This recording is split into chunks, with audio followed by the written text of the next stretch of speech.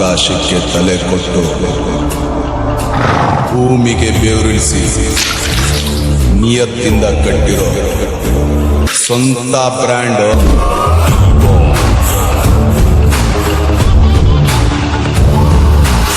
ಜಾಸ್ತಿ ಇರುತ್ತೆ. ಅವನ್ ಯಾರ ರೇಂಜ್ಗೂ ಸಿಗಲ್ಲ ಕಣೋ, ಅವನ್ ರೇಂಜೇ ಬೇರೆ. ನಿನ್ ರೇಂಜ್ ನಿಂದ ಅವನ್ ಎಸ್ಕೇಪ್ ಆಗಿದ್ದಾನಂದ್ರೆ ಅವನ್ ರೇಂಜ್ಗೆ ನೀನ್ ಫಿಕ್ಸ್ ಆಗಿದ್ಯಾ ಅಂತ. ಕ್ರೇಜ್ಗೆ ಅಪ್ಪನಪ್ಪ.